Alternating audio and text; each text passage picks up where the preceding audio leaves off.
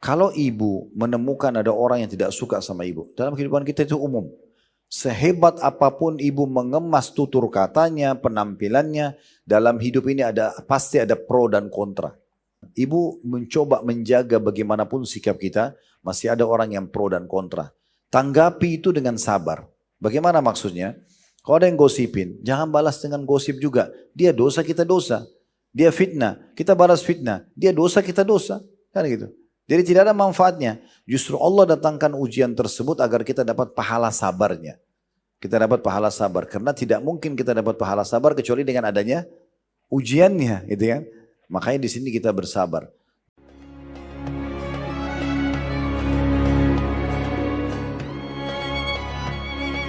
Assalamualaikum warahmatullahi wabarakatuh. Alhamdulillah. Tidak pernah berhenti lisan kita memuji dan memuja Allah atas segala nikmat yang Allah limpahkan kepada kita. Terutama tentunya Allah masih memberikan kesempatan lagi kita hari ini untuk bisa menambah amal-amal soleh kita. Semoga saja Allah memanjangkan umur kita di atas ketaatan kepadanya, kesempurnaan ilmu, amal soleh, dan juga bertaubat dari dosa-dosa kita. Allahumma amin. Selanjutnya kita panjatkan salam hormat kita kepada utusan Allah Nabi besar Muhammad sallallahu alaihi wa ala alihi wa sahbihi wasallam, sebagaimana Allah telah perintahkan kita untuk mengucapkan salam hormat tersebut. Kita langsung saja melanjutkan bahasan kita, buku yang ditulis oleh Khalid bin Muhammad Al-Ansari, keutamaan dan buah manis sabar disertai faktor-faktor pendorong dan perusaknya, serta juga contoh figur para penyabar.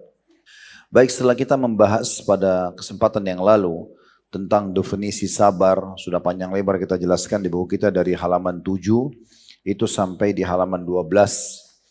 Dan sedikit kita ingatkan bahwasanya sabar itu bukan berarti duduk manis kemudian pasrah dengan apa yang sedang terjadi tanpa melakukan ikhtiar. Tapi sabar definisinya adalah justru menerima keputusan Allah Subhanahu wa taala sebagai bentuk ujian kepada diri kita orang-orang beriman, dan kemudian ikhtiar mencari jalan keluarnya.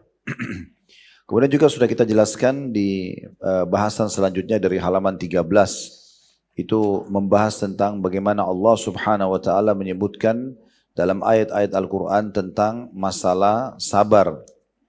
Dan cukup banyak tentunya ya. Di antaranya ayat yang paling menarik untuk kita bahas masalah sabar dalam surah Yusuf ayat 90 di halaman 15 di buku ibu-ibu sekalian. Innahu may yattaqi wa yasbir fa innallaha la yudhi'u ajral muhsinin. Sesungguhnya barang siapa yang bertakwa kepada Allah, maksudnya patuh dan tunduk, mengerjakan perintah, meninggalkan larangan, dan juga bersabar, maka sungguhnya Allah tidak akan menyia-nyiakan pahala orang-orang yang berbuat baik. Juga sudah kita bahas tentang sabar dalam sunnah Nabi SAW. Dan itu dimulai dari halaman 19 sampai di bahasan kita yang terakhir di halaman 28. Dan juga ini banyak sekali hadis-hadisnya sudah kita bahas satu persatu. Saya ingatkan hadis Nabi SAW yang pertama di dalam bahasan masalah hadis itu di halaman 20. Kata Nabi SAW, وَمَنْ يَتَصَبَّرْ يُصَبِّرْهُ اللَّهُ وَمَا أُعْتِيَ أَحَدٌ عَطَاءً خَيْرًا وَأَوْسَعَ مِنَ الصَّبْرِ. Dan siapa yang memaksa diri untuk bersabar, niscaya Allah akan memudahkannya bersabar. Dan tidaklah seseorang dianugerahi sesuatu yang lebih baik dan lebih lapang baginya daripada sikap sabar. Artinya kalau ibu-ibu sekalian dikaruniai oleh Allah Subhanahu wa taala kesabaran, itu berarti Allah sedang memilih ibu di antara sekian banyak hambanya untuk memiliki dan mendapatkan karunia terbesar. Karena syukur dalam nikmat, misalnya ibu lagi makan, kenyang, berpakaian, apalah semua nikmat yang kita rasakan, kita tidak sulit untuk bersyukur. Walaupun ada orang yang tetap tidak bersyukur ya. Sangat mudah kita kalau kenyang mengatakan Alhamdulillah, atau kita lagi sehat Alhamdulillah. Tapi yang jadi masalah ini kalau ada ujian. Lebih berat seseorang itu bersabar, gitu ya. Lebih berat seseorang itu bersabar. Oleh karena itu memang ada banyak sekali di hadis-hadis Nabi SAW yang menyebutkan tentang keutamaan, di antaranya tadi yang baru kita sampaikan. Tidak ada sesuatu yang paling besar yang Allah karuniakan kepada seorang hamba dibandingkan kalau dia dikaruniakan sifat sabar. Kemudian juga sudah kita bahas dari halaman 29 sampai di halaman 33. Ini yang terakhir kita bahas ya. Tentang masalah perkataan-perkataan agung tentang sabar. Maksudnya perkataan para salafus salih. Bagaimana para sahabat, para tabi'in. Mereka sangat senang kalau mereka memiliki sifat sabar. Dan mereka menganggap itu sebuah karunia yang sangat besar. Di antaranya perkataan Umar radhiyallahu anhu, saya ingatkan kembali di halaman 29. Lau anna sabra wa syukra ba'irani ma balautu ayyuhuma rakibtu. Seandainya sabar dan syukur adalah dua ekor unta, niscaya aku tidak akan peduli manapun di antara keduanya yang harus aku tunggangi. Artinya bersyukur atas nikmat atau bersabar atas ujian. Dan beliau juga mengatakan wajadna khaira aishina bis sabr. Beliau mengatakan kami mendapatkan kebaikan hidup kami, justru ketentraman, kemakmuran, kebahagiaan kami temukan justru kalau diikuti dan diselimuti kehidupan tersebut dengan sifat sabar. Kita akan masuk sekarang di materi kita di halaman 35 ya, lembaran kelima, contoh figur orang-orang sabar. Namun sebelumnya saya ingatkan kembali sabar dalam 3 hal Ibu sekalian ya. Sabar dalam mengerjakan ketaatan kepada Allah Subhanahu wa taala. Ibu dulu dalam majelis ilmu seperti ini, ibu bangun sholat malam, ibu bersedekah di saat butuh, ibu meninggalkan keluarga dan negeri tercinta, pergi haji dan umroh misalnya. Semua itu butuh kesabaran dalam mengerjakan ketaatan. Kemudian yang kedua, sabar dalam meninggalkan maksiat. Setiap orang di antara kita pasti punya peluang untuk melakukan perbuatan dosa. Berbohong, misalnya gunjing atau gosip, kemudian fitnah, apalah menipu dan segala macam, berzina, mabuk. Tapi pada saat tawaran syaitan itu datang, kita bersabar. Artinya kita menolak dan kita tahu itu Allah haramkan, maka saya tidak mau mengerjakannya. Lalu sabar yang ketiga adalah sabar atas ujian harian. Sakit, gangguan orang dan segala macam. Ini sudah kemudian kita tidak beratkan jelaskan ya. Karena kebanyakan orang memahami sabar di negeri kita ini hanya poin yang ketiga. Kalau sakit saja, kalau gangguan orang baru dianggap sabar. Padahal sebenarnya sabar dalam mengerjakan ketaatan juga bagian daripada ibadah. Sabar meninggalkan dosa juga begitu dan sabar dalam ujian harian.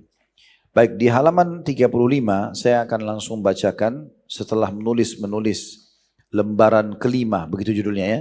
Contoh figur orang-orang sabar. Ada angka 1, kesabaran imam orang-orang yang sabar. Bersabar adalah salah satu ciri khas orang-orang pilihan Allah dari makhluknya. Artinya kalau kita temukan ada orang bisa bersabar atas gangguan-gangguan dan ujian serta mengerjakan ketaatan meninggalkan larangan, itu berarti orang-orang pilihan Allah. Kita temukan mereka akan selalu tentram dan bahagia, walaupun diganggu orang, walaupun disakiti orang, dia tetap aja biasa. Dia menganggap itu adalah justru penyebab tambahnya ya, pahala dia dan bahkan bisa menjadi penyebab pembersihan dosa-dosanya. Karena pernah kita jelaskan juga dalam hadis Nabi SAW tidak ada yang menimpa seorang muslim dari capek, letih, gangguan orang. Gangguan orang termasuk digosipin, difitnah segala macam. Ya, kemudian penyakit dan duri yang menusuk tubuhnya kecuali jadi pengampunan dosa-dosanya. Jadi kalau ada orang yang bisa memiliki sifat sabar, dia selalu tabah, sabar dalam mengerjakan ketaatan, selalu konsisten di setiap malam tahajud, sholat selalu on time, misalnya sedekah selalu rutin, baca Quran dan zikir selalu rutin dan berdoa misalnya. Maka ini berarti Allah sedang memilih dia di antara sekian hamba menjadi orang yang baik. Dia sabar dalam mengerjakan ketaatan. Di saat juga ada seseorang itu dapat penawaran-penawaran yang baik dari syaitan untuk buat dosa sebagaimana tadi sudah kita rincikan, dia juga bersabar. Nah ini berarti orang-orang pilihan Allah, dia tidak terjerumus. Walaupun sebenarnya dia bergejolak dalam jiwanya untuk melakukannya. Begitu juga yang ketiga adalah sabar terhadap ujian harian. Kata beliau, bersabar adalah salah satu ciri khas orang-orang pilihan Allah dan makhluknya, yaitu para nabi dan juga para rasul. Inilah nabi kita sallallahu alaihi wasallam, imamnya orang-orang yang sabar. Imam maksudnya pemimpin ya. Imam yang telah mendapatkan atau pemimpin yang mendapatkan berbagai gangguan yang paling menyakitkan dari kaum beliau. Akan tetapi beliau bersabar dalam menghadapi gangguan yang beliau dapatkan. Dan terus mengerahkan jeripaya dalam menyebarkan dakwah ini. Di antaranya ujian yang datang kepada Nabi SAW. Apa yang diriwayatkan oleh Al-Bukhari dalam sahihnya, Bukhari nama orang, dari hadis Amr bin As radhiyallahu anhu, Dia pernah ditanya tentang tindakan paling keras yang dilakukan kaum musyrikin terhadap Nabi SAW. Kenapa orang bertanya kepada Amr bin As? Karena Amr bin As dulu ini termasuk musuh Islam. Sebelum masuk Islam itu termasuk musuh besar. Bahkan dia dutanya Quraisy yang diutus untuk ke negeri Ethiopia, Habasya bahasa Arabnya, itu untuk menjemput kaum muslimin sekitar 83 orang yang hijrah ke sana dikembalikan ke Mekah untuk disiksa. Sehingga Amr bin As ini sangat tahu betul bagaimana orang Quraisy menyakiti dan mengganggu Nabi SAW. Di antaranya Amr bin As. Makanya setelah dia masuk Islam, orang-orang pada tanya, menurut Anda siksaan apa dan gangguan apa yang paling menyakiti Nabi SAW? Dan beliau bersabar.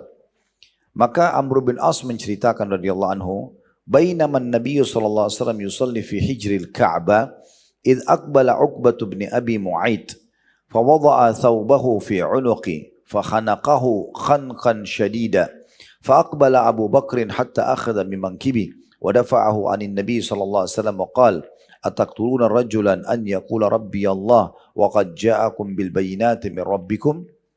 Terjemahannya, suatu kali kata Amr bin As, saat Nabi SAW sedang sholat di hijir Ka'bah, maksudnya di salah satu sudut Ka'bah,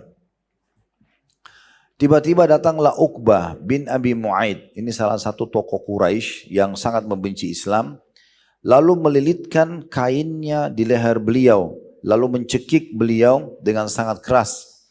Lalu datanglah Abu Bakar hingga berhasil memegang pundaknya dan menjauhkannya dari Nabi SAW. Maksudnya Abu Bakar datang menjauhkan Uqbah bin Abi Mu'ayt dari Nabi SAW.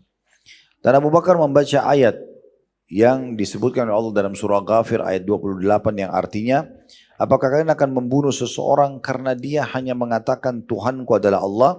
Padahal sungguh dia telah datang dengan kalian atau pada kalian dengan membawa bukti-bukti yang nyata dari Tuhan kalian. Jadi yang kita bisa ambil dari kisah ini, Bapak Ibu sekalian, bahwasanya Nabi SAW itu adalah tokoh Mekah. Coba kita renungi kalau kita berada di posisi beliau. Saya review sedikit supaya kita ingat atau membayangkan bagaimana kisah Nabi SAW ya. Beliau sebelum dinobatkan jadi Nabi, sebelum umur 40 tahun, orang yang sangat dimuliakan di Mekah. Tidak ada satupun orang Mekah kecuali mencintai Nabi SAW. Karena beliau sangat dermawan, sangat baik, orang kaya di Mekah, jalur nasabnya terkenal, pokoknya terkenal sekali. Dan beliau terkenal dengan julukan As-Sadiqul Amin. Artinya orang yang sangat dipercaya dan sangat jujur. Dan itu dikarenakan beliau pernah bertransaksi dengan orang di pasar Ukaz di Mekah. Dan orang itu setelah beli produk Nabi SAW, dia lupa kalau dia beli barang, kemudian dia pergi meninggalkan Nabi SAW. Setelah 3 hari baru dia datang, dia datang lagi, dia baru ingat kalau dia belanja barang dari seseorang yang bernama Muhammad SAW. Kemudian dia pun kembali dan ditemukan Nabi masih di posisi yang sama, menjaga barang dia 3 hari. Maka dia mengatakan, apakah engkau tetap dalam kondisimu ini, hai Muhammad, dari semenjak aku tinggalkan? Kata Nabi SAW, iya, dan engkau telah meletihkanku. Maka salah satunya penyebab beliau dikatakan orang yang jujur dan terpercaya justru karena perbuatan ini. Dan beliau sangat dicintai oleh orang Mekah. Sampai-sampai pernah terjadi, waktu itu Ka'bah hampir runtuh bangunannya. Di masa Nabi Muhammad SAW. Maka orang-orang Quraisy sepakat merenovasi Ka'bah. Cara renovasinya, mereka rubuhin semua batunya dan Hajar Aswadnya dicopot, dikeluarkan dulu. Setelah semua selesai bangunannya, semuanya partisipasi, tinggal Hajar Aswad saja. Hajar Aswad ditaruh lagi di tempatnya. Ini sebelum Nabi Muhammad SAW itu jadi Nabi ya. Waktu mereka mau masukin lagi Hajar Aswad, maka mereka berebut siapa yang taruh Hajar Aswad. Mulailah ada suku-suku Quraisy yang mengeluarkan statement yang mengajak pada peperangan. Mereka menyembelih seekor domba, mereka tuang darahnya di dalam satu bejana, kayak kita ember gitu. Kemudian semua orang-orang kepala suku atau orang-orang tokoh masyarakat di suku itu celupin tangannya di darah lalu diangkat sambil mengatakan depan Ka'bah, kalau ada yang meletakkan Hajar Aswad selain suku kami, terjadi pertumpahan darah. Karena mereka memperebutkan meletakkan Hajar Aswad akan dikenang sepanjang masa. Kemudian suku yang lain juga lihat itu, sembeli juga domba, tumpahin darah juga di bejana, mereka celupin juga tangannya, mereka angkat tangan juga sambil mengatakan, kalau ada yang meletakkan Hajar Aswad selain kami, maka itu terjadi pertumpahan darah. hampir semua suku Quraisy, Quraisy itu suku induknya ya, di bawah Quraisy ada banyak suku-suku yang lain. Itu semua melakukan hal yang sama. Maka ini kalau terjadi pertumpahan darah bisa habis penduduk Mekah pada saat itu. Maka ada satu orang yang dituakan di Mekah ditanya, kira-kira bagaimana menurut kalian atau menurut anda? Ini sebentar lagi orang sudah akan saling bantai ini. Karena hanya untuk memperebutkan, ini hitungan detik bisa terjadi peperangan. Maka kata dia, begini saja, kita sepakat ya. Kalau kalian sepakat mau menunjuk saya sebagai hakim, maka ikuti apa yang saya bilang. Karena orang ini dituakan, maka hampir seluruh suku Quraisy berpikir, kalau memang daripada kita berperang, biarkan aja dia yang menghakimi. Lalu orang tua ini mengatakan apa? Kita tunggu siapa yang masuk dari pintu Bani Syaibah. Pintu Bani Syaibah ini ibu sekalian pintu utamanya Mekah. Masa dulu itu semua kota ada dindingnya, ada pintu gerbangnya. Nah pintu gerbang itu namanya pintu Bani Syaibah. Maka kata tokoh orang tua ini, siapa yang pertama masuk dari pintu Bani Syaibah, kita jadikan dia sebagai hakim. Dia yang tunjuk siapapun, dia yang ambil keputusan, kita harus ikutin. Maka mereka semua mengatakan baik, kami setuju. Dan yang uniknya, ini dalam buku-buku sejarah dikatakan, yang masuk pertama kali dari pintu itu, ibu-ibu sekalian adalah Nabi Muhammad SAW. Sebelum beliau jadi Nabi ya. Begitu mereka lihat Nabi Muhammad datang, semua suku Arab yang tadi yang hampir saling bunuh-membunuh mengatakan, As-sadiqul amin, as-sadiqul amin radina. Orang yang jujur dan terpercaya, maka kami ridho. Maka Nabi Muhammad SAW pun datang menghakimi mereka dengan cara beliau membuka jubahnya, lalu beliau kain besar, beliau letakkan, lalu beliau sendiri angkat Hajar Aswad di tengah-tengahnya, lalu beliau minta semua kepala suku yang ada, itu partisipasi, kepala sukunya saja, masing-masing pegang ujung kain. Sehingga ujung kain itu semua dipegang oleh kepala suku, dan yang mengangkat batu Hajar Aswad ke dalam tengah kain itu adalah Nabi Muhammad SAW. Dibawalah sampai ke dekat Ka'bah, dan yang meletakkan di Ka'bah adalah Nabi Muhammad SAW. Akhirnya dengan ini terjadi atau tidak terjadi pertikaian di antara mereka. Itu menandakan orang Mekah sangat percaya dengan beliau, kan gitu. Tapi kita bayangkan Bapak Ibu sekalian, ini salah satunya saja dan cukup banyak kisah-kisah Nabi SAW yang membuat orang-orang Mekah itu sangat terpukau dengan akhlak dan kebaikan beliau gitu ya. Nah tapi pada saat beliau diutus jadi Nabi, Bapak Ibu sekalian, ternyata orang-orang banyak yang mendustakan. Termasuk orang terdekatnya seperti Abu Lahab. Abu Lahab itu paman beliau. Ya. Abu Lahab ini anak laki-lakinya menikah dengan anak perempuan Nabi. Jadi selain paman Nabi juga besannya Nabi. Tapi begitu Nabi mengaku bahwasanya seorang Nabi dan mengajak orang Mekah untuk beriman, maka Abu Lahab orang pertama membenci Nabi, ponakannya sendiri, dan dia suruh anak laki-lakinya menceraikan anak perempuan Nabi SAW. Itu luar biasa ujiannya, padahal sangat dipercaya. Makanya Nabi SAW heran, kok kenapa saya ditolak, saya dibenci? Waktu pertama beliau menerima 5 ayat pertama surah Al-Alaq di Gua Hira di Jabal Nur, Iqra' bismi rabbikal ladzi khalaq, sampai 5 ayat ke depan, atau sampai ayat kelimanya, maka beliau bingung, ini apa yang sedang terjadi? Apalagi pada saat turun dari Gua Hira, setelah di tengah malam ketemu dengan Jibril dalam kondisi postur manusia dan bercahaya, kemudian memeluk Nabi SAW dan menyuruh baca 5 ayat tersebut sampai akhirnya beliau ucapkan. Dan beliau dalam kondisi ketakutan karena Jibril hilang tiba-tiba. Dan beliau belum tahu kalau itu Jibril. Maka Nabi SAW turun dengan sangat cepat dari gunung Jabal Nur ya. Nah, sudah pernah ke Mekah tidak asing, gunung yang sangat tinggi. Mungkin kalau sekarang kita naik jalan kaki butuh sejam setengah sampai ke atas karena jauhnya. Nabi SAW turun sampai tiba di lereng gunung. Kemudian sudah mulai sedikit ada terang matahari, seperti awal-awal mau terbit matahari. Sebelum waktu duha ya. Itu Nabi SAW tiba-tiba waktu turun di kaki lereng gunung, mendengar suara dari langit mengatakan, Hai Muhammad, aku adalah Jibril, engkau adalah utusan Allah. Kata Nabi SAW, aku mengangkat mataku ke langit, aku temukan langit itu dipenuhi oleh badan Jibril. Timur, barat, utara, selatan, karena besarnya badan Jibril alaihissalam. Dalam riwayat Nabi mengatakan Jibril dikaruniai oleh Allah 600 ekor sayap, yang kalau satu sayapnya dikebaskan bumi ini maka akan hancur bumi ini. Maka Nabi SAW tambah takut waktu itu. Manusiawi. Beliau belum tahu ini utusan Allah. Beliau belum tahu ini malaikat Jibril. Tidak tahu sama sekali. Beliau tidak tahu apa-apa. Jadi seperti kita masih belum tahu apa-apa. Tiba-tiba ketemu kejadian dahsyat seperti ini. Maka Nabi SAW lari-lari ke rumahnya, kemudian bertemu dengan Khadijah radhiyallahu anha. Dan ini penyebab kenapa Khadijah ya sangat dipuji di dalam Islam. Bahkan disiapkan satu istana di surga yang sangat istimewa. Tidak ada kebisingan ya dari intan yang berongga dan segala macam dalam hadis disebutkan. Itu karena beliau begitu. Beliau tidak pernah menakut-nakuti suaminya, tidak pernah menyangka dan buruk dan segala macam. Begitu Nabi SAW datang dalam kondisi ketakutan, maka Khadijah membuka pintu dan dia terdiam. Dia nunggu suaminya memberikan instruksi apa. Nabi SAW mengatakan, zammiluni, zammiluni. Selimuti aku, selimuti aku. Itulah sebab dinamakan surah Al-Muzammil. Orang yang berselimut ya. Karena Nabi bilang zammiluni, zammiluni. Selimuti saya, selimuti saya. Khadijah gak pakai banyak tanya, selimuti Nabi, ditenangkan, setelah dihidangkan minum segala macam. Baru Nabi ceritakan. Tadi kejadiannya begini, diceritain semuanya. Bagaimana waktu malam hari ketemu dengan Jibril di Gua Hiro dan bagaimana turun, bagaimana dia lihat ada makhluk yang sangat besar memenuhi langit. Dan dia belum tahu itu siapa. Maka dalam kondisi ketakutan Khadijah mengatakan, wahai suamiku, apakah engkau berpikir engkau akan diganggu oleh syaitan? Ketahuilah engkau adalah orang yang paling suka silaturahim. Tidak ada keluarga di Mekah kecuali pasti kamu selalu berbuat baik sama mereka. Kamu selalu membantu orang susah, gitu kan? Memenuhi kebutuhan orang-orang yang butuh.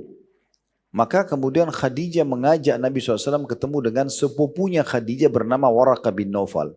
Ini waktu itu dia pendeta Nasrani yang tinggal di Mekah yang sudah lama nunggu dan tahu itu masa keluarnya Nabi terakhir. Maka waktu Khadijah bawa radhiyallahu anha Nabi SAW ke Waraqah bin Naufal, maka Waraqah bin Naufal kaget lalu mengatakan, sungguh hai Muhammad, telah datang kepadamu Namusul Akbar atau makhluk Allah yang bersayap yang besar yang pernah datang kepada Musa, maksudnya Jibril alaihissalam. Kalau nanti saya masih hidup di masa kau diutus oleh Allah Subhanahu wa taala, sudah mulai terima wahyu banyak, maka saya termasuk orang yang beriman pertama kepadamu. Maka dan kalau saya juga pada saat itu masih hidup di saat kau diusir oleh kaummu dari kota ini, kota Mekah, maka saya akan menjadi pendukungmu. Maka pertanyaan pertama Nabi, apakah mereka akan mengusirku? Nabi kaget gitu. Masa sih saya begitu dicintai sama mereka, dihormati, dimuliakan, masa mereka mau usir? Maka kata Waraqah bin Naufal, tidak ada seorang pun yang diutus seperti kamu kecuali pasti akan diusir oleh kaumnya. Maka waktu itu 6 bulan di jalan waktu tidak ada wahyu turun. Itu semua untuk menenangkan hati Nabi SAW karena beliau kaget ya dengan kejadian tersebut. Dan agar melahirkan rasa rindu ingin siap menerima wahyu. Maka hampir setiap hari dalam 6 bulan Nabi SAW sering ke padang pasir, melihat langit, belum ada turun ayat, tidak ada Jibril datang lagi. Lalu kemudian setelah 6 bulan turunlah surah Ad-Duha lengkap. Ya. Ini awal kisah. Tapi yang kita jadikan bukan sedang membahas sirah nabawiyahnya. Tapi kita sedang ingin menitik beratkan. Kalau Nabi SAW orang yang sangat dicintai di Mekah. Tapi setelah beliau berdakwah ternyata dibenci. Dan syaitan menghiasi kepada orang-orang kafir Quraisy untuk membenci Nabi SAW. Nah kita bayangkan di posisi orang yang sangat dimuliakan di kaumnya. Kalau kita anggaplah di keluarga kita ya. Kita sangat dihormatin, kita dimuliakan mungkin karena kita dermawan sama mereka, kita baik dan segala macam lah. Terus tiba-tiba kita dibenci. Seperti apa perasaannya? Nabi SAW seperti itu. Beliau ingin mendakwahi kaumnya dan Uqbah bin Abi Mu'aid yang diceritakan dalam kisah ini adalah sahabat dekat beliau. Sahabat dekatnya. Itu karena tidak mau menerima dakwah Nabi Muhammad SAW kepada tauhid, pengesahan Allah dan meninggalkan menyembah berhala. Maka satu waktu Nabi SAW lagi dekat Ka'bah lalu dicekik oleh Uqbah bin Abi Mu'aid, diikat lehernya dengan kain dan ditarik dengan sangat keras. Ya mungkin kalau kita ditekan sedikit aja leher sudah sakit, bagaimana dengan dililit dengan kain yang sangat keras. Tapi waktu itu bagaimanapun keadaannya Nabi SAW tetap tenang. Perlu ibu-ibu tahu ya, semua nabi-nabi diberikan kekuatan 10 orang laki-laki. Semua laki-laki, semua nabi. Kalau ada laki-laki yang hidup di masa kita sekarang paling kuat, ototnya paling kuat, paling kekar, itu tetap Nabi 10 kali lipat lebih kuat. Semua nabi-nabi, agar mereka bisa membela agama Allah. Makanya diberikan ciri Nabi Muhammad SAW itu badannya kekar, pundaknya lebar, dadanya bidang, perutnya terus seperti batu yang keras. Jadi Nabi SAW itu sangat kekar. Dan Nabi bisa lawan Uqbah bin Abi Mu'aid. Tapi Nabi bukan dahulukan itu. Nabi bersabar. Ya. Ini jadi titik bahasan dalam hadis kita. Justru Nabi bersabar. Nabi enggak respon karena Nabi anggap ini orang jahil. Nabi bisa melawan Nabi bahkan bisa membunuh Uqbah, tapi Nabi tidak lakukan. Di sini Nabi SAW bersabar. Dan Allah datangkan Abu Bakar yang mengusir Uqbah sambil mengatakan membaca firman Allah SWT surah Ghafir ayat 28. Apakah kalian mau bunuh orang seperti Muhammad SAW ini hanya karena mengatakan Tuhanku Allah? Ya, dan dia telah membawa sesuatu yang jelas, bukti-bukti dari Tuhan kalian. Dari Tuhan kalian. Karena orang-orang Quraisy, ibu-ibu sekalian, mereka tahu Ka'bah itu rumahnya Allah. Mereka juga tawaf. Orang-orang Quraisy juga haji. Tapi dosa mereka syirik. Mempartnerkan Allah dengan makhluk. Mereka datangkan patung, sampai 360 patung itu di sekitar Ka'bah. Lalu mereka menyembah patung, lalu menyembah Allah juga. Allah tidak butuh ini. Ya seperti orang minta ke kuburan, orang pakai jimat, ini Allah nggak butuh semuanya. Kita harus langsung berhubungan dengan Allah Subhanahu wa taala. Itulah sebabnya mereka dicap sebagai orang-orang yang musyrik. Dari sini kita ambil pelajaran bagaimana sabarnya Nabi Muhammad SAW. Beliau tidak tergesa-gesa dalam menyerang orang yang tidak menyukai dakwah beliau, karena bagi beliau ini kebodohan. Saya ingin perdekat permasalahan ini.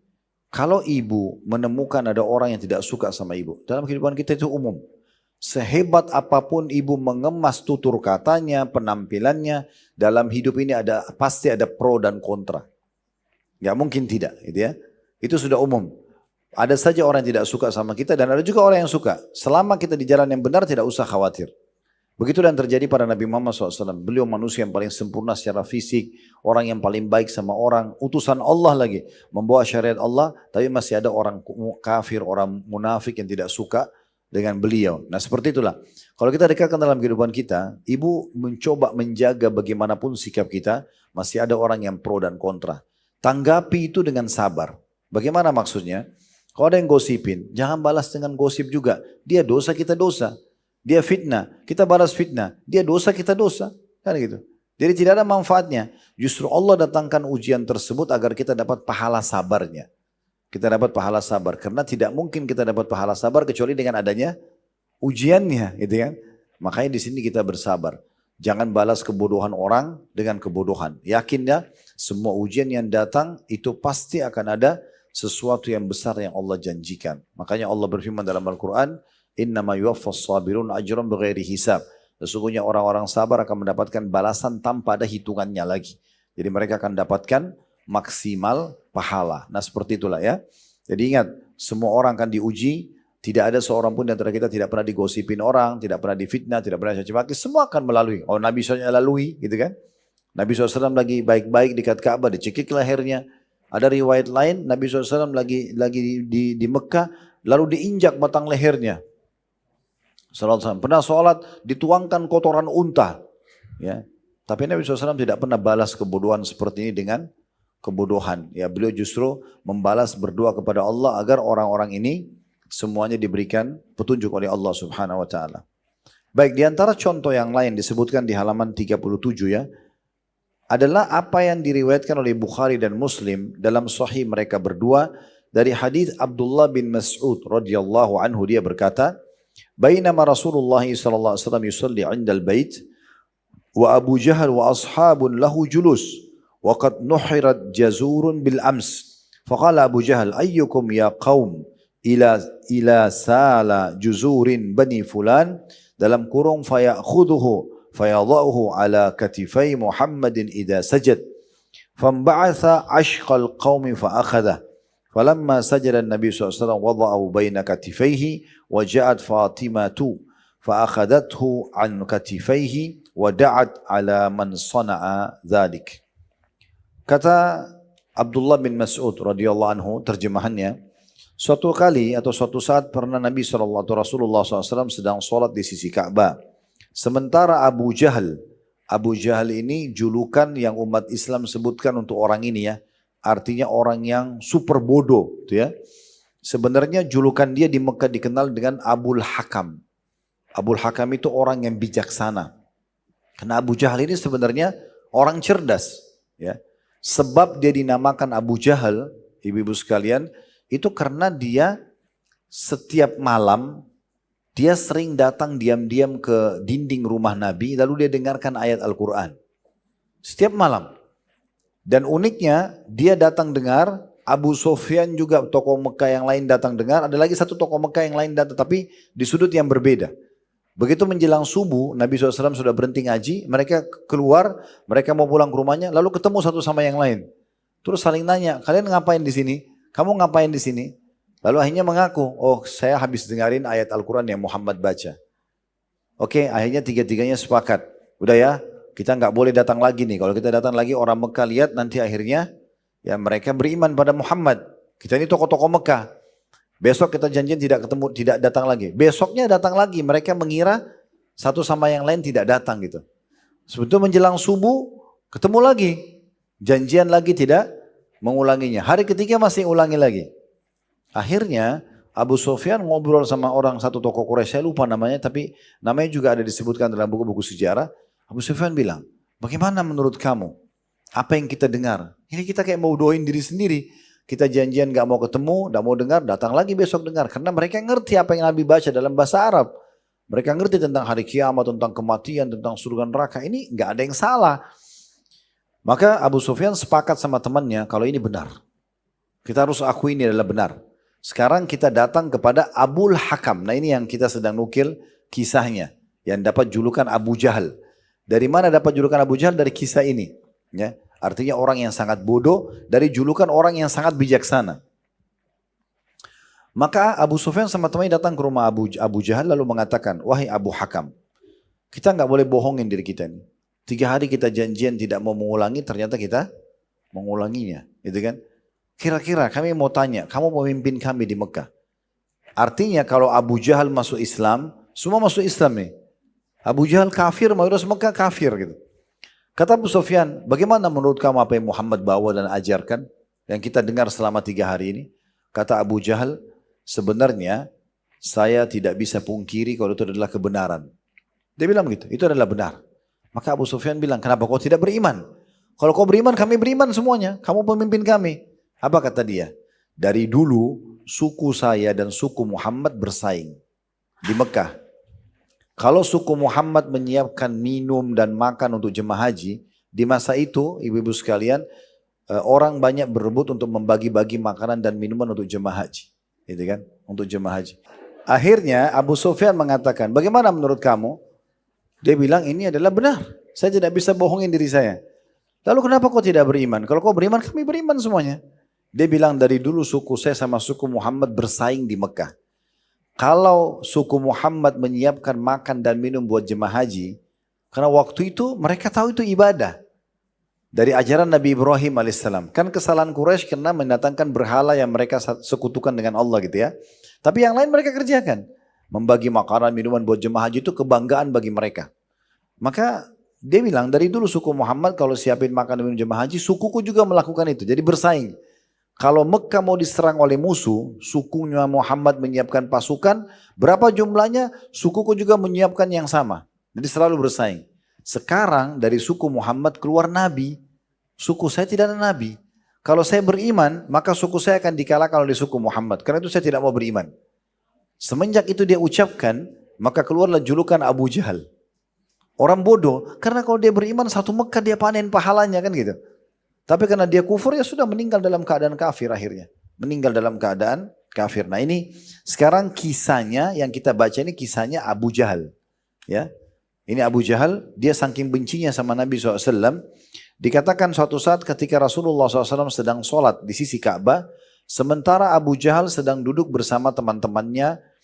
Dan kemarin, pas hari kemarin sebelum duduk itu, ada sejumlah unta telah disembeli tidak jauh dari situ. Maka Abu Jahal berkata, siapa di antara kalian yang akan bangkit ke tempat kotoran sembelihan unta Bani Fulan, lalu mengambilnya lalu menumpahkannya ke atas kedua pundak Muhammad ketika dia sujud. Jadi maksudnya Abu Jahal bilang sama orang situ, siapa yang mau buat nih? Itu kan ada unta-unta kemarin dipotong tuh, ada isi perutnya, ada kotorannya dibuang tuh. Ya, itu siapa yang mau ambil, tuangin ke Muhammad pada saat sedang sujud. Maka bangkitlah orang yang paling celaka di antara mereka. Maksudnya ada satu orang lalu ambil inisiatif, dia mau melakukan itu. Lalu mengambil kotoran tersebut dan tak kala Nabi SAW sujud, dia meletakkannya di antara kedua pundak beliau SAW. Lalu datanglah Fatimah, anak beliau radhiyallahu anha, lalu menyingkirkan kotoran tersebut dari kedua pundak beliau dan mendoakan keburukan kepada orang-orang yang melakukan hal tersebut. Ada footnote di bawah, nomor 32 diriwayatkan oleh Bukhari. Riwayat ini juga memberikan atau menunjukkan kepada kita tentang sabarnya Nabi SAW. Beliau sampai-sampai tidak membalas perbuatan orang yang sudah meletakkan kotoran di pundak beliau. Karena bagi beliau ini adalah kejahilan. Ini adalah kebodohan. Gak perlu dibalas kebodohan dengan kebodohan. Perlu saya ingatkan juga satu riwayat, Bapak Ibu sekalian atau Ibu sekalian. Kita perlu titik beratkan riwayat ini ya. Kata Nabi SAW, kalau terjadi pertikaian antara dua orang, terjadi pertikaian, misalnya ibu dan bapak terjadi masalah dengan seseorang, gitu ya. Kemudian anggap bapak ibu dalam kondisi benar. Kita anggap begitu ya. Yang sedang menyerang bapak ibu itu salah. Selama bapak ibu tidak balas, maka pahala bapak ibu terus berjalan. Terus berjalan, tidak dibalas ini ya. Dia gosipin, dia fitnah, udah kita nggak peduli. Anggap seperti tidak pernah dengar gitu ya. Kita tidak respon gitu. Maka pahala kita berjalan ya, dan dia terus berjalan dosanya. Sampai dia berhenti dan dia bertobat. Tapi yang jadi masalah, kata Nabi SAW, kalau orang yang sedang terdolimi atau sedang diserang membalas, maka nanti di hari kiamat akan dilihat. Kalau balasan orang yang sedang terdolimi itu lebih kecil daripada serangan orang yang menyerangnya. Misal orang yang menyerang dia nilai dosanya 10 misalnya. Ibu dan bapak membalas dengan 5 angkanya. Maka hari kiamat orang yang terdolimi akan mendapatkan 5 tambahan pahala. Karena itu yang dia tidak dapatkan. Dia tidak balaskan ke orang itu. Ya. Lalu kata Nabi SAW, namun kalau yang dibalaskan seimbang dengan yang menyerang, maka akan impas. Di hari kiamat tidak ada tuntutan apa-apa. Lalu ini yang masalah ini, penutupan hadis kata Nabi SAW. Namun kalau orang yang terzalimi membalas lebih besar daripada yang diserangkan pada dia, maka sebaliknya justru apa yang dia miliki dari pahala akan diberikan pada orang yang sudah menzalimi dia. Contoh misalnya ada orang gosipin bapak ibu balas dengan membunuhnya. Contoh ya. Atau ada orang fitnah dibalas dengan bunuh. Tentu bunuh lebih besar dosanya kan gitu. Nanti hari kiamat justru dia yang beruntung. Kan gitu. Apa maksudnya riwayat ini Bapak Ibu sekalian? Tidak usah balas kebodohan orang dengan kebodohan. Kita kalau mau, saya sudah bilang tadi, Bapak Ibu berusaha semaksimal mungkin menjaga tutur katanya, sikapnya. Ada orang yang pro kontra. Saya pernah berbagi di pengajian, saya nggak ingat di sini pernah sampaikan atau tidak. Tapi Bapak Ibu kalau mau dengar tilawah Al-Quran yang bagus gitu ya, yang khusyuk banget itu, saya biasanya fokus ke sholat subuh di Masjid Haram. Coba cari ketik aja di Google misalnya sholat subuh Masjid Haram. Karena kalau sholat subuh itu subhanallah imam haram itu suaranya lebih bagus dari yang lainnya. Karena biasanya mereka itu tidak terlalu banyak, orang kan banyak berapa jam itu libur makan lah ya. Tanda kutip ya kalau malam itu ya. Sudah tidur kemudian bangun sholat malam, sholat subuh itu biasanya suaranya lebih merdu. Makanya kalau mau cari suara imam yang bagus itu biasanya di subuh. Ya. Kalau di Masjid Haram. Saya biasa kalau mau nambah iman saya coba cek deh mana di Google imam Masjid Haram siapa ya. Kebetulan waktu itu saya lagi dengar tilawahnya Dr. Abdullah Juhani. Orang ini suaranya bagus banget, Abdullah Juhani. Kalau ibu-ibu dan bapak sekalian mau cek coba Dr. Abdullah Juhani aja. Ketik nanti dengar orangnya, dengar suaranya. Ini cuplikan ini ibu bapak. Ini saya saksikan sendiri ya. Saya buka di handphone saya soalnya. Itu di YouTube hanya nonton dari iqamah sholat. Ini Dr. Abdullah Juhani nggak ngomong apa-apa nih. Cuma muazzin iqamah, dia cuma bilang istawu, luruskan, takbir, baca ayat, ya Al-Fatihah baca ayat, ruku, seperti sholat subuh 2 rakaat, 10 menit selesai gitu kan. Selepas beliau salam, saya juga sudah selesai ikuti tadabbur ayat-ayatnya karena kebetulan Allah mudahkan kami faham apa yang dibaca gitu kan. Maka pada saat selesai, saya mau tutup YouTube itu, saya tidak sengaja lihat ternyata ada orang yang dislike. Ada orang yang nonton itu, dia klik jempol bawah, coba. Saya waktu itu merenung begini, apa salahnya Dr. Abdullah ini? Hanya jadi imam, nggak ngomong, nggak apa. Lain kalau orang lagi ceramah mungkin ada salahnya. Ini datang sholatnya benar. Baca ayat Quran. Artinya orang yang masuk di situ hanya untuk jempol bawah itu. Iseng banget. Kan dia kalau nggak suka nggak usah masuk di situ. Tapi coba lihat. Pro kontra dalam hidup kita tuh ada. Orang sudah sebaik itu masih ada yang tidak suka. Jadi jangan bilang kenapa ya ada orang tidak suka sama saya. Itu sudah sunnatullah. Ya. Jadi jangan heran. Kecuali bapak ibu sendirian digosipin satu dunia. Nah wajar ibu heran. Nah ini semua orang. Kan gitu. Justru di saat itu butuh sabar. Ya, makanya seorang salafus saleh dulu, beliau lagi pas habis beli kurma, kurmanya masih dengan tangkainya, ranum, segar gitu ya. Begitu dia mau nikmati, muridnya datang lalu mengatakan, wahai imam, imam itu kayak kita kiai, ustadz gitu ya. Si fulan sedang menceritakan Anda, menggosipin Anda. Beliau tutup kembali kurmanya, yang masih baru dibeli belum dimakan sama dia. Dia bilang sama muridnya, bawa ini ke orang itu. Dan sampaikan pesan saya, terima kasih ya. Dia sudah berbagi pahalanya sebagai imbalan dari saya kasih kurma ini. Gitu. Begitu aja mereka membalasnya. Jadi bukan ini gosip, wah itu memang kurang ajar, apalah segala macam. Tambah jadi, ya, tambah macam-macam. Ingat ya, kalau ada orang yang mau berbuat jahat sama kita, selama kita tidak meresponnya, maka dia akan habis, dia akan berhenti. Karena harapan dia ibu dan bapak respon. Dia caci maki nih. Selama kita nggak caci maki, kita cuekin, habis kata-katanya. Dia mau buat apa lagi yang kita tidak respon? Kan muncul lagi kata-kata baru, dia kena respon apa yang kita ucapin dikemas lagi sama dia, begitu terus.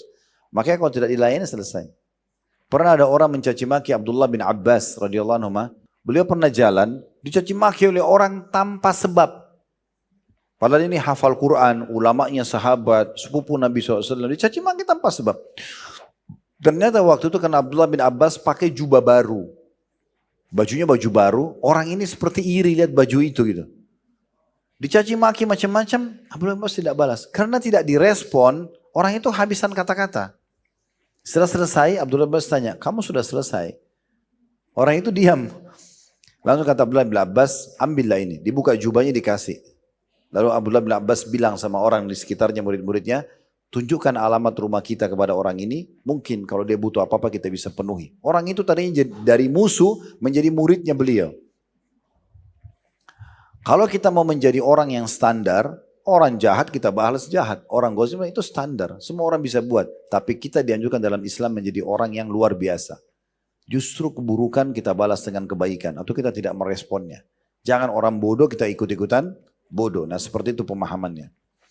Baik, selanjutnya, yang bisa diambil juga pelajaran pada hadis ini selain kesabaran Nabi Muhammad SAW, bagaimana juga peran Fatimah radhiyallahu anha, anak beliau, satu-satunya anak Nabi dari 7 orang anak Nabi yang hidup sampai Nabi meninggal itu Fatimah. Anak Nabi 7, 3 laki-laki, Al-Qasim, Abdullah, dan juga Ibrahim meninggal di masa kecil laki-laki 3, dan ada 4 anak perempuan, Ruqayyah, Ummu Kalthum, dan Zainab ini meninggal di masa hidup Nabi, dan Fatimah saja yang hidup 1 tahun setelah Nabi meninggal baru dia meninggal. Ini salah satu ujian yang berat buat Nabi SAW. Punya 7 anak, 6 meninggal di masa hidup beliau. Jadi cuma 1 yang hidup sampai Nabi SAW meninggal. Nah Fatimah ini disebutkan di sini datang, kemudian beliau membersihkan pundak ayahnya Nabi Muhammad SAW dari kotoran tersebut. Ya sambil Fatimah tentu marah pada orang-orang yang sudah melakukan hal tersebut. Ya. Kemudian diantaranya juga dikatakan di situ di halaman 38 kisah Nabi Muhammad SAW. Adalah apa yang diriwayatkan oleh Muslim dalam Sahih beliau dari hadis Aisyah radhiyallahu anha, dikatakan oleh Aisyah radhiyallahu anha ummul mukminin bahwa dia bertanya kepada Rasulullah sallallahu alaihi wasallam, apakah telah datang kepada Anda suatu hari yang lebih keras daripada hari perang Uhud? Maka Nabi SAW menjawab, sungguh aku telah mendapatkan dari kaummu, maksudnya kaum Quraisy, apa yang telah ku dapatkan, maksudnya gangguan-gangguan yang banyak. Dan yang paling keras aku dapatkan dari mereka adalah peristiwa pada hari Al-Aqabah. Ketika aku menawarkan diriku kepada Ibnu Abdi Yalil bin Abdil Kulail. Namun ternyata dia tidak memenuhi ajakan yang aku inginkan. Maka aku beranjak pergi dengan wajah yang muram bersedih.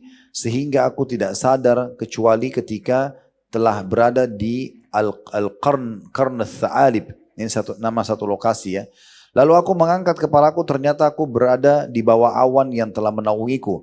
Lalu aku memperhatikannya, ternyata di sana ada malaikat Jibril. Lalu dia berseru kepadaku seraya berkata, sungguhnya Allah Azza wa Jalla telah mendengar perkataan kaummu terhadapmu dan bantahan yang mereka utarakan terhadapmu. Dan sungguh Allah telah mengutus kepadamu malaikat pengatur gunung-gunung untuk engkau memerintahkannya dengan apa yang engkau kehendaki terhadap mereka. Maka datanglah malaikat pengatur gunung kepada Nabi SAW dan mengucapkan salam. Kemudian berkata, jika engkau berkehendak hai Muhammad, aku akan timpahkan 2 gunung besar itu atas mereka. Maka Rasulullah SAW bersabda kepadanya, kepada malaikat penjaga gunung, justru aku berharap agar Allah mengeluarkan dari tulang sulbi mereka orang-orang yang beribadah kepada Allah semata dan tidak menyekutukan sesuatu pun dengannya. Ada footnote di bawah tentunya yang menjelaskan hadis ini diriwayatkan oleh Imam Muslim. Baik, ini adalah contoh yang ketiga dari sabarnya Nabi Muhammad SAW. Dari hadis ini kita ambil pelajaran yang pertama, bolehnya seseorang bertanya kepada orang lain kalau memang dia pernah melalui masa-masa sulit. Misal Bapak Ibu bertemu sama seseorang yang mungkin dulu dia pernah susah, sekarang sudah jadi kaya raya, jadi mampu misalnya. Lalu Ibu dan Bapak bertanya, apakah memang dulu di masa susah itu ada hari-hari yang paling sulit kamu lewatin misal. Itu dibolehkan, kita bertanya ya. Tapi yang tidak boleh kita tanya itu kalau maksiatnya.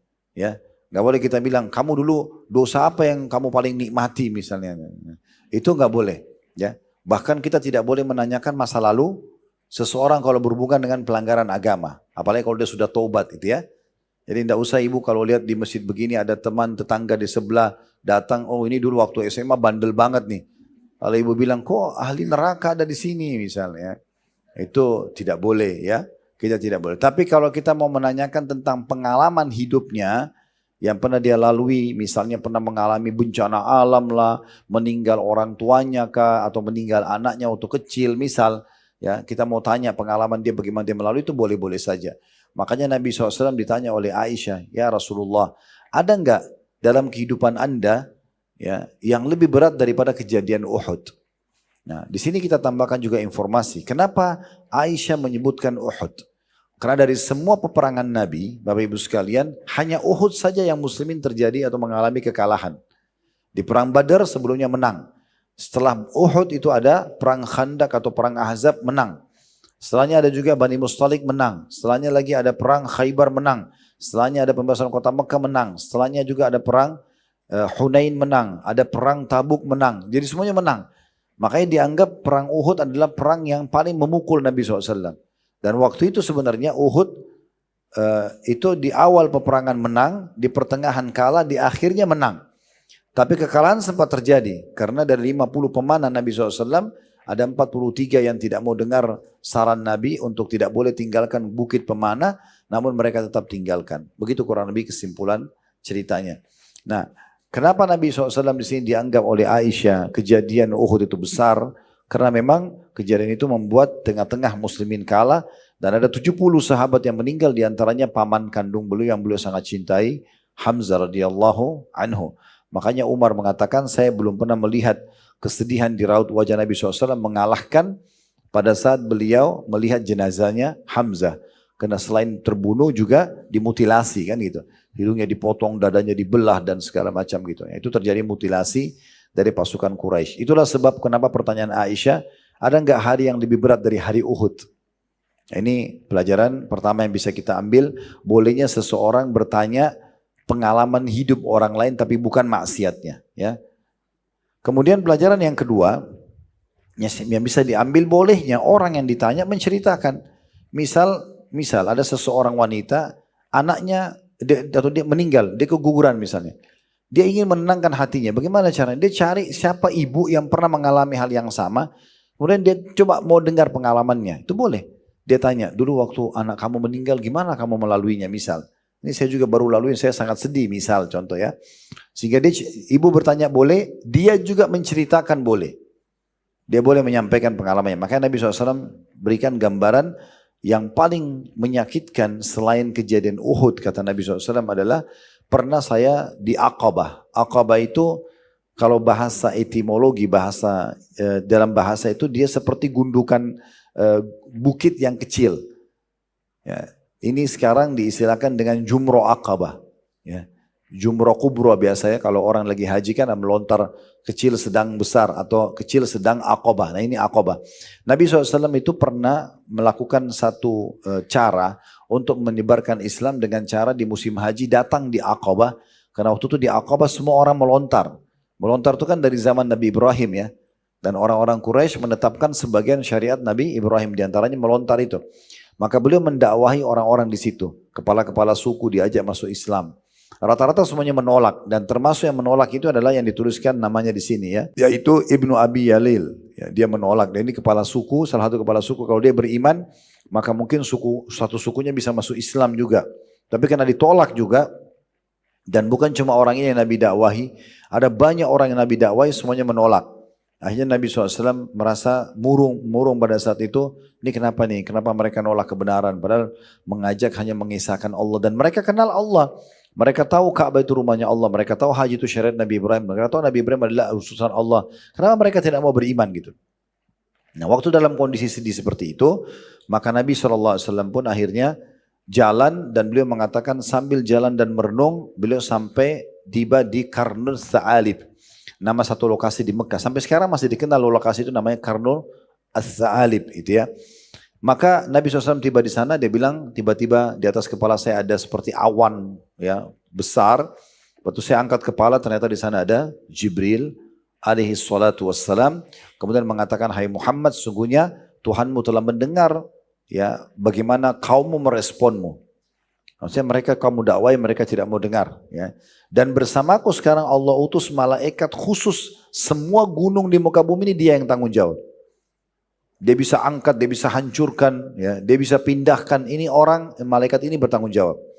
Maka silahkan kamu boleh perintahkan apa saja. Lalu malaikat itu pun mengucapkan salam kepada Nabi SAW. Lalu dia mengatakan, hai Muhammad, kalau kau mau perintahkan saja, saya akan satukan gunung-gunung ini sehingga hancur semua ini. Yang tidak beriman sama kamu hancur semua, habis. Gitu kan? Maka Nabi SAW mengatakan tidak. Saya tidak mau itu. Saya ingin, ini bentuk sabarnya Nabi ya. Saya ingin justru jangan mereka binasa. Tapi dari keturunan mereka nanti lahir orang-orang yang beriman kepada Allah subhanahu wa ta'ala. Jadi pelajaran kedua yang bisa diambil adalah bagaimana sabarnya Nabi Muhammad SAW ya, pada saat beliau mendakwahi kaumnya dan kaumnya menolak. Jadi kita harus paham, tidak semua apa yang kita presentasikan ke orang, jelaskan ke orang, orang terima. Kita harus berlapang dada. Dakwah itu Bapak Ibu sekalian adalah penyampaian dan bukan penerimaan. Itu penting sekali di garis bawah ya. Penyampaian bukan penerimaan. Jadi kalau kita targetnya ibu dan bapak ingin menyampaikan agama. Kayak saya sekarang ceramah sini. Kalau saya targetnya ibu dan bapak harus terima. Kalau tidak diterima saya kecewa nanti. Tapi bukan itu target dakwah. Target adalah penyampaian. Tugas saya cuma menyampaikan. Bapak ibu terima, faham, nggak faham, di aplikasi praktikin atau tidak. Itu bukan lagi urusan saya. Itu Allah yang memberi hidayah. Saya cuma sampaikan, Bapak Ibu ini loh ayatnya, ini loh hadisnya, ini loh kisahnya. Saya coba berusaha untuk menyentuh hati supaya bisa dipraktikin. Tapi saya bukan penentu hidayah. Saya cuma bisa menyampaikan, dakwah penyampaian. Kalau kita targetnya penyampaian, ibu dan bapak tidak akan pernah jenuh menasihatin suaminya, istrinya, anaknya, tetangganya yang buat salah. Karena target kita penyampaian. Setiap disampaikan dapat pahala. Dia terima nggak masalah buat saya. Nah seperti itu ya. Jadi dakwah bukan targetnya penerimaan. Kalau penerimaan akan sulit. Nah seperti itulah. Makanya Nabi SAW di sini menunjukkan kepada kita, tidak penting masalah si Ibnu Abi Yalail atau yang lain itu menolak, tidak penting. Ya, bahkan waktu itu ada penawaran yang luar biasa dari Allah Subhanahu Wa Taala karena mereka menolak dakwah Nabi. Kalau Nabi mau ikutin egonya, udah binasain aja, matikan aja orang ini, habis semuanya, langsung diterima, gitu kan? Tapi di sini bagaimana sabarnya Nabi SAW dalam berdakwah, ya, dan menerima gangguan-gangguan kaumnya. Pelajaran ketiga, adanya malaikat Jibril alaihissalam yang bisa diambil dari hadis ini. Dan beliau adalah pemimpin para malaikat. Ya, malaikat yang paling besar adalah Jibril alaihissalam. Dan namanya disebutkan secara khusus. Bahkan bagian daripada keimanan kita, kita iman tentang keberadaannya. Ya. Dan namanya sering disebut. Dalam ayat Al-Quran disebutkan. Ya. Kemudian juga disebutkan juga dalam salah satu doa iftitah. Di awal sholat ya. Jadi ada sekitar 6 sampai 7 doa iftitah, di antaranya adalah Allahumma rabba Jibril wa Mikail wa Israfil fatir as-samawati wal ard anta tahkum baina ibaduka fi makhtalafu fi ihdini lima ikhtalafa fi minal haqqi biidnik innaka tahdi man tasha ila siratil mustaqim. Tapi disebutkan nama Jibril dalam doa iftitah. Salah satunya ya, selain mungkin yang Bapak Ibu sudah hafal, salah satunya tadi apa yang kami bacakan. Jadi ada sekitar 6 sampai 7 doa iftitah. Itu termasuk yang kita imani keberadaannya. Dan di sini cara kita mengetahui keberadaan malaikat Bapak Ibu sekalian adalah dengan cara kita mengenal bisikan-bisikan positifnya. Semua bisikan dan ajakan kebaikan dari malaikat. Misal Bapak Ibu lihat orang miskin, dalam hati kita tergerak bantu, nah itu dari malaikat. Dengarin azan, sholat, terbangun tengah malam, ada ajakan sholat tahajud, ya kan gitu. Apa sajalah untuk kebaikan maka itu dari malaikat. Nanti kalau yang rivalnya, lawannya, misalnya nggak usahlah bantu itu orang bohong, tidurlah malam masih panjang, kamu besok banyak acara, itu syaitan. Ya, seperti itu. Makanya Nabi SAW mengatakan kalau seseorang terkaget di malam hari, pendampingnya dari malaikat akan bilang apa? Sholatlah. Nah, pendamping dari syaitan akan bilang apa? Tidurlah malam masih panjang.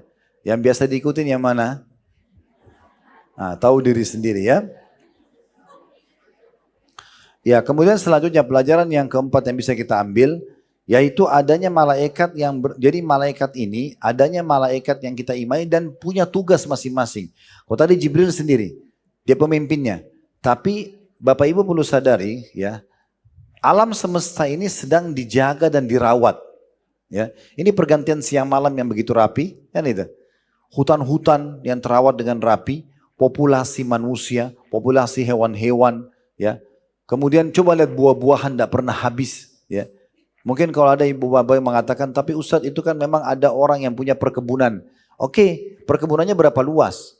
Terus yang di hutan itu yang tumbuh liar siapa yang urus? Hewan-hewan di air, ya di lautan, di sungai, ikan, segala macam jenis cumi, udang. Ini siapa yang urus semuanya?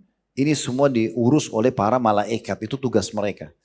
Bapak Ibu bisa baca surah nomor 77 dan 79.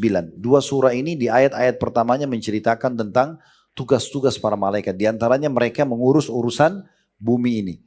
Ya, masalah pergantian musim, musim hujan, musim panas, pergantian siang malam, populasi manusia, hewan dan segala itu semua mereka yang urus. Ya, Allah SWT yang tugaskan mereka.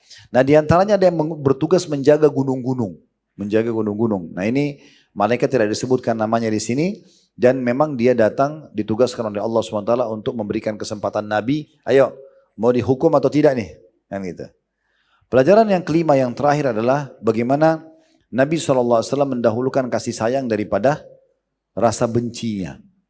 Makanya Nabi SAW di sini lagi disakiti, bisa saja beliau bilang sudah hancurin aja, tapi Nabi tidak bilang itu. Nabi SAW justru memberikan kesempatan, mengatakan jangan hukum mereka. Ya, saya berharap dari keturunan mereka, tulang sulbi mereka, lahir orang yang beriman kepada Allah. Dan betul doa Nabi diijabah ya. Karena dari Abu Jahal tadi yang Fir'aunnya umat ini ya, orang yang sangat benci Islam, itu ada lahir laki-laki namanya Ikrimah bin Abi Jahal. Ikrimah ini sangat dekat sama ayahnya dan ikut benci Islam. Tapi subhanallah di pembebasan kota Mekah, istrinya dapat hidayah masuk Islam, dia pun ikut masuk Islam. Dan dia mati syahid di perang Yarmuk. Itu anaknya Abu Jahal. Abu Jahal yang dia kufur kepada Allah meninggal di perang Badar dalam kondisi kafir. Anaknya Ikrimah beriman. Dari Al-As bin Wa'il lahir Amr bin As. Tadi ada perawi hadis kita Amr bin As. Dutanya Quraisy yang juga memerangi Islam sebelumnya. Ayahnya orang kafir. Dia masuk Islam. Dari Al-Walid bin Mughirah ada Khalid bin Walid. Akhirnya Khalid bin Walid masuk Islam. Di perang Uhud baru masuk Islam. Gitu kan.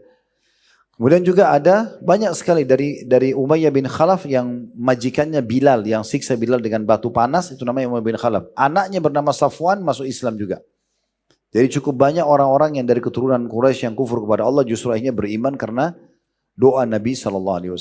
Dalam beberapa buku sejarah disebutkan, waktu itu Nabi Muhammad SAW diberi pilihan Bapak Ibu sekalian. Diberi pilihan.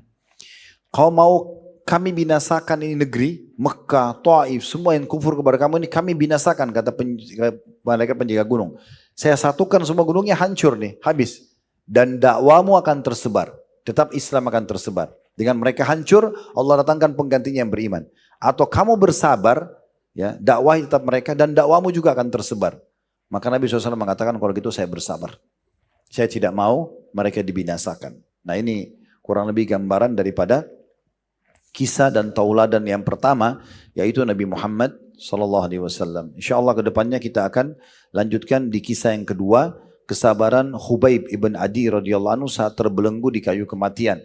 Nanti akan ada kisahnya insya Allah. Dan saya berharap kajian-kajian seperti ini bukan hanya sekedar kita ramaikan majelis, bukan hanya sekedar diajak karena diajak sama teman-teman, tapi ibu dan bapak niatkan ikhlas, ingin mencari ilmu dan niat untuk mengamalkan supaya lebih berkah ya.